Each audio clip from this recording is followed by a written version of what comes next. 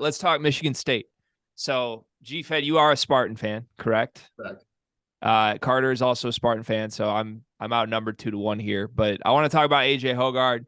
2 weeks ago, I came on this very program and said that I've been too hard on AJ Hoggard, and I think I'm actually underrating the Spartan backcourt.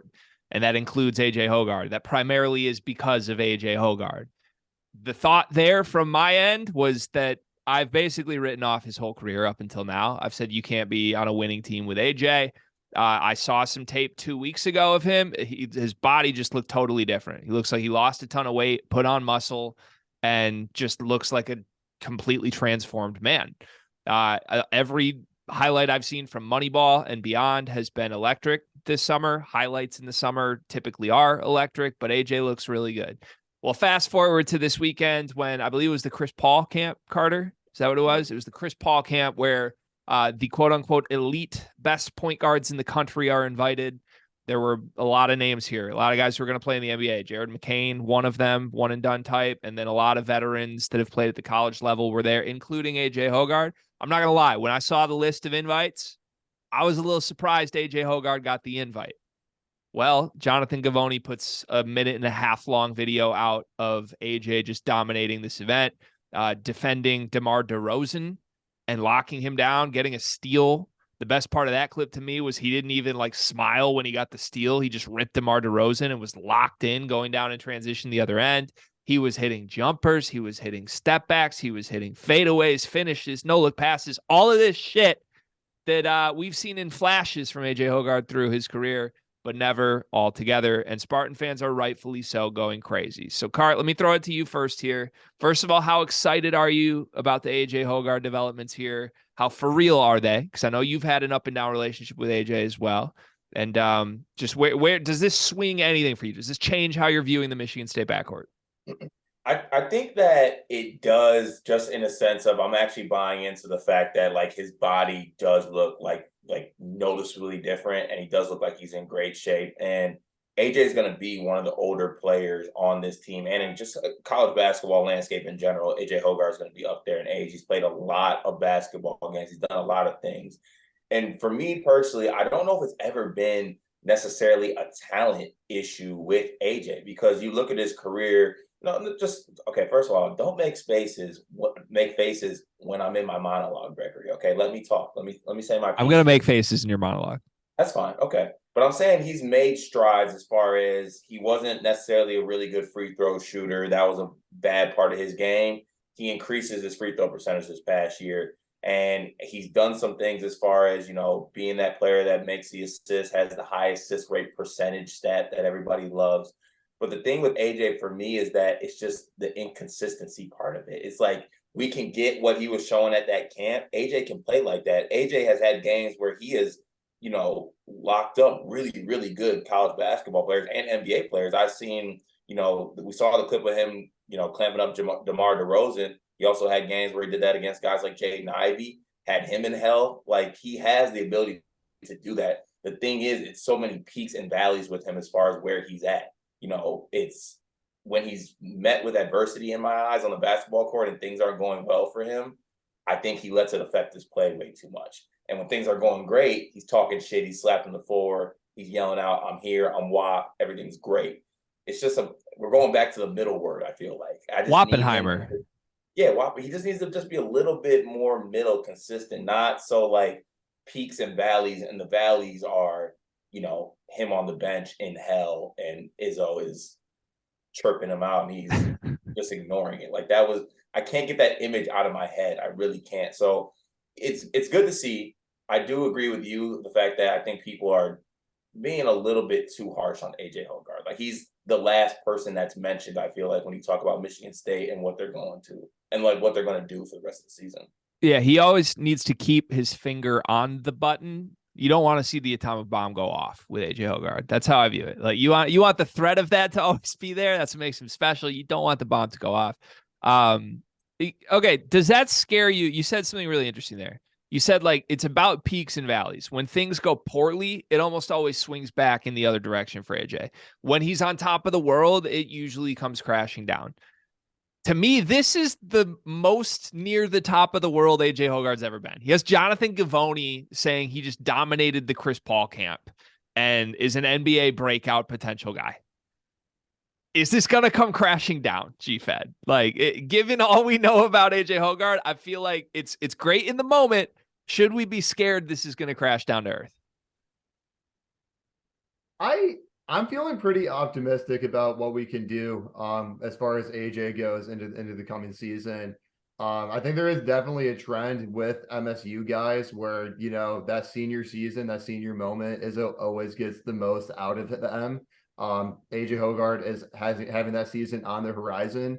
So I do expect to see a little bit of a leap, which is pretty scary to think about because he already saw some really, really high moments last season. I mean, the game he had against Kansas State was one of the best we've seen from AJ, and that was the last game of the year. Like Card was saying, we need to see some consistency. I'm not surprised that he could tear up a camp. I also wouldn't be surprised if the next camp that he went to, we hear reports that he just completely shit the bed, and we do see that crash down. Will that happen in season? At some point, Izzo teams always have their ebbs and flows. I'm sure we're going to have a rough patch with AJ Hoggard at some point. But I think, the only way you can really take this is positive, right?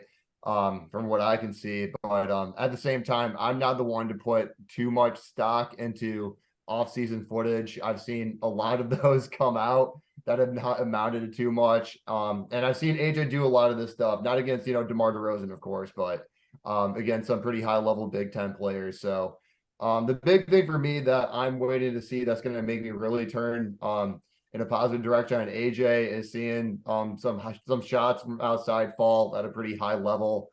That to me is the one piece that he's missing from his game to really be like that NBA upside guy that we see. I've always thought offensively AJ Hoggard kind of plays like James Harden if James Harden had a broke jumper.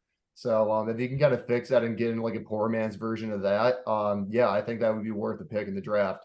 But that's what I need to see. I'm laughing because I think that's actually a fantastic comparison, but I'm also laughing because I think that's probably my least favorite basketball player to ever exist. James Harden without a jumper is like if you could Frankenstein monster my nightmare player, it would be that player, which makes sense looking back on the years of how I've treated AJ Hoggard. Like, I can't believe I haven't thought of that comp. Card, I want to go back to pick one thing out. You said it's not been a talent thing with AJ. I think I just disagree harshly there. And I say that as someone who's really impressed with what I'm seeing this summer. I'm buying that the jumper might be real, which might change the way NBA teams view him, and it might change his entire basketball future. It also might change Michigan State's team this year. Like if AJ Hoggard's a legit shooter, then that team's probably unstoppable. But it definitely has been a talent issue to me in the past. There just isn't a market for, how tall is he? 6'3"? A 6'3" guard. 6'4". Okay. Basketball Reference, I think, is 6'3". 6'3", 6'4". There isn't a market for a guard that is a career 32% 3-point shooter that's that big. Like there just isn't. And especially not. I'm not talking about NBA. That's not the thing I'm talking about. I thought what you said was the fact that he hasn't been an NBA guy has not been a talent issue. No. I think that I was talking more so to the fact that I think that he hasn't like hit that moment with Michigan State because I don't think it's a talent thing. I think it's more of a mental hurdle. Got it. Okay, then I totally agree there, and I have no pushback, my friend. Great point. I love it. I'm not as hard on AJ as you are, and I have had my moments with AJ, and kind of where I've been feeling about him, but even after like that clip of, Givony released and what he's been doing, like that's still not an NBA player to me. Like that's maybe like I'm in the 50s. I'll take a chance and I'll just grab AJ Hoggard, a point guard that can pass. But like this isn't like shooting him up draft boards in my eyes. Like I'm more so looking at what he's doing now and how that's going to affect Michigan State college basketball season. Nothing beyond that. I think it's really important that he is on the radar because I would have, if the over-under was a tweet that Givony ever mentions AJ Hoggard, I would have hammered the under and I would have lost my money on that. But it's not super meaningful. Like he's not on mock drafts for next year. Again, he's a 22-year-old point guard who has rarely ever made a 3-pointer. And again, people are going to listen to this and be like, he shot 33% last year from three. There's different types of 3-pointers. AJ Hoggard was pretty much wide open on all the threes he took last year and shot 33%. And that's a great improvement. He took a lot of strides there because historically he was shooting 21% from three on wide open threes. It's different than being a shooter when they leave you wide open and you make that number. Can I all ask right. you guys an AJ Hoggard question to wrap this up? Yeah. As a fan of the show, I'm curious what your opinion is. Vegas odds that AJ Hoggard is drafted in the 2024 draft. I think it'd be like plus. There's so much things that go on with guys who get drafted. Plus 350 that he gets drafted. Probably. Yeah, I'm gonna say my brain initially went to plus 400, and I might be being a little too harsh. So I like Cart's number plus 350. Would you touch that, Cart? Would you bet plus 350 AJ gets drafted? No. I would not. Okay. Unfortunately. All right. Yeah, I think that's fair. Yeah, last thing from me on this. Some people were tweeting that Michigan State may have 3 All-Americans on this team. 3 in the backcourt. I saw a tweet that said we may have 3 All-Americans in the backcourt. Your comments on that, Cart? They really think Jeremy Fears is going to have that great a season? Let's just get somebody first team all conference first before we jump to we have 3 All-Americans. It is okay to be happy with clips and things like that without just absolutely overreacting. We don't always have to lose our minds to the fact that, Finnish Kenny Goins goes 4 for 4 for 3 for the Michigan Wolverines. Hey, we don't have to do that. That's for a different video. Okay. This is about your backcourt. This is not about my front court. G-Fed, thank you for coming on the show. We appreciate it. You crushed it. I hope this isn't the last time we get you on the show. You have an open invite, so I'm sure we'll keep talking about this. But good luck to you on your travels. Everybody, I'm sure, will enjoy this and click the follow button and hopefully become fans of yours and vice versa with us. We hope your fans enjoyed us today. So thanks for coming on the show, man. We appreciate you. Yep. Thanks for having me, everybody. I had a great time. I think that, we can continue to improve in this podcast space, and this is a good start.